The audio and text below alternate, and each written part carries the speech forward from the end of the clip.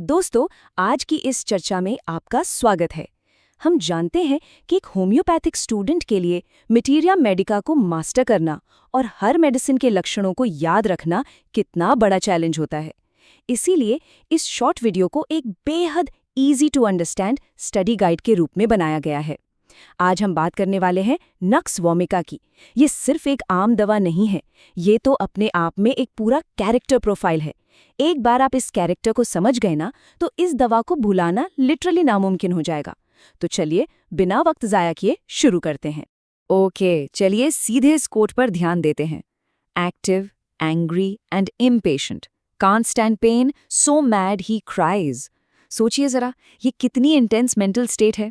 ये लाइन सीधे source text से आती है और नक्स वोमिका के एक्सट्रीम आक्रामक स्वभाव को बिल्कुल सटीक तरीके से पकड़ती है। एक ऐसा इंसान जो दर्द बिल्कुल बर्दाश्त ही नहीं कर सकता, इतना गुस्सा कि उसकी आंखों में आंसू आ जाएं। एक स्टूडेंट होने के नाते अगर आपने इस बेसिक मेंटल स्टेट को याद कर लिया तो समझ लीजिए आगे के सारे फिजिकल सिम्टम्स आपको अपने आप याद हो जाएंगे। इस दवा की स्टडी को बिल्कुल आसान बनाने के लिए हमने इसे 5 हिस्सों में बांटा है। पहला, द आर्केटाइप प्रोफाइल। दूसरा, एग्रेवेशंस एंड ट्रिगर्स। तीसरा, द डाइजेस्टिव इम्पैक्ट। चौथा, नर्वस एंड रेस्पिरेटरी सिस्टम्स। और आखिर में कॉम्प्लीमेंट्री रेमेडीज। ये स्ट्रक्चर आगे की चर्चा के लिए बेहद काम आएगा। तो सबसे पहले बात करते हैं द आर्केटाइप प्रोफाइल की, यानी एक नक्स वोमिका पेशेंट आखिर होता कैसा है।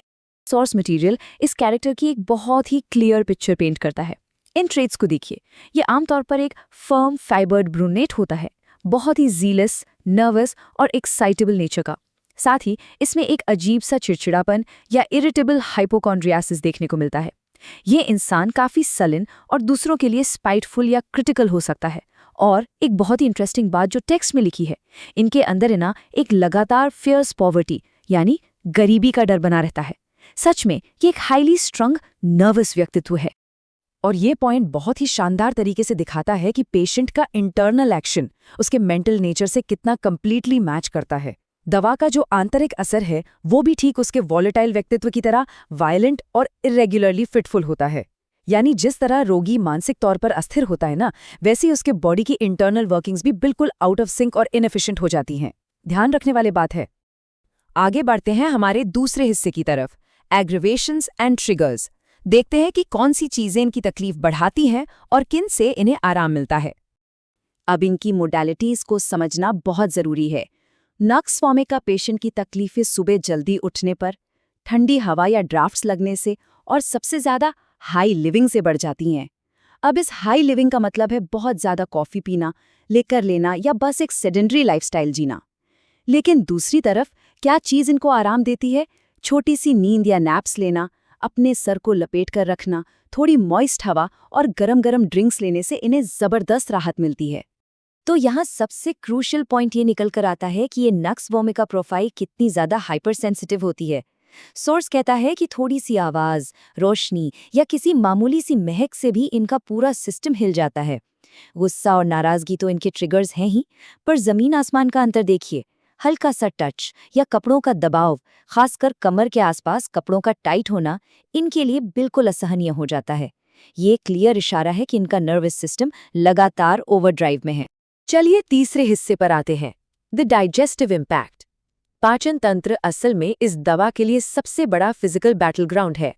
सोर्स टेक्स्ट के इस विसरल कोट पर ध्यान दीजिए। Food lies like a heavy not in stomach, मतलब खाया हुआ खाना पेट में बिल्कुल एक भारी गांठ की तरह पड़ा हुआ महसूस होता है ना? कितना पोएटिक। एक होम्योपैथिक स्टूडेंट के लिए इस तरह के सटीक point two point clinical symptoms याद रखना एग्जाम पॉइंट ऑफ व्यू और आगे की प्रैक्टिस दोनों में बहुत हेल्पफुल होता है। अब इस पूरे कॉज एंड इफेक्ट लूप को स्टेप बाय स्टेप समझते हैं। सबसे पहले क्या होता है? पेशेंट को पिकंट यानी तीखे, मसालेदार खाने और स्टिम्युलेंट्स की जबरदस्त क्रेविंग होती है। फिर इसके बाद उसमें सावर इरेक्टेशंस, हार्टबर्न और वाटर ब्रैश जैसी समस्याएं पैदा होती हैं।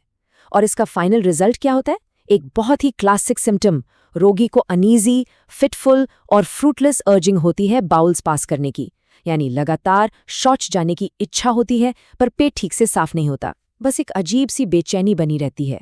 यहाँ पाचन तंत्र से जुड़ा एक अजीब सा पैराडॉक्स या विरोधाभास देखिए।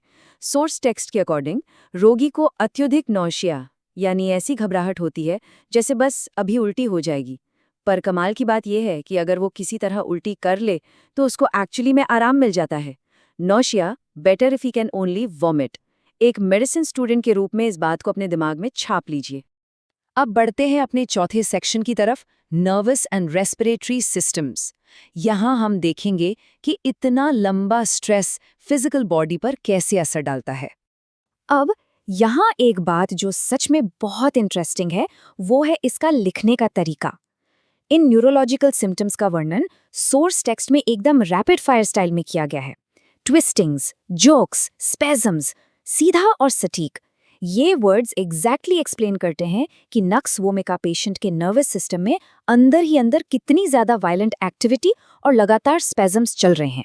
इस हाइपर सेंसिटिविटी का कनेक्शन बॉडी के दूसरे पार्ट से भी जुड़ता है। नोट कीजिए, इस दवा में आपको इंक्रीज्ड रिफ्लेक्सेस और बिजली जैसा दर्द यानी लाइटनिंग लाइक पेन्स देखने को मिलेंगे। ब्रेन और पेट दोनों जगह एक अजीब सी ब्रूज्ड सॉरनेस महसूस होती है। नींद तो जैसे कंप्लीटली बिगड़ चुकी है, बहुत जल्दी आंख खुल जाती है और फिर वापस नींद ही नहीं आती। और हाँ, एक बहुत ही स्पेसिफिक नंबर 1, कमर में दर्द इतना ज्यादा होता है कि बेड पर करवट लेने के लिए पेशेंट को पहले बैठना पड़ता है। साथ ही इन्हें बहुत जल्दी ठंड लगती है और ये अपने ऊपर से ब्लैंकेट या कवर बिल्कुल नहीं हटा सकते। और जरा इनके रेस्पिरेटरी सिस्टम का ये अनोखा सिम्टम देखिए। इनकी सर्दी या कोराइजा का पैटर्न दिन के टाइम के हिसाब से पूरी तरह बदल जाता है। दिन के वक्त खुली हवा में नाक लगातार बहती रहती है, लेकिन जैसे ही रात होती है वही रनी नोज पूरी तरह से ड्राई हो जाती है और नाक बंद हो जाती है। ये ऐसी टाइम मोडालिटी है जिसे नोट्स बनाते वक्त डेफिनेटली हाईलाइट करना चाहिए। आखिर में आते हैं 5वें हिस्से पर, कॉम्प्लीमेंट्री रेमेडीज। ये आपकी स्टडी नोट्स का एक जरूरी टूल है।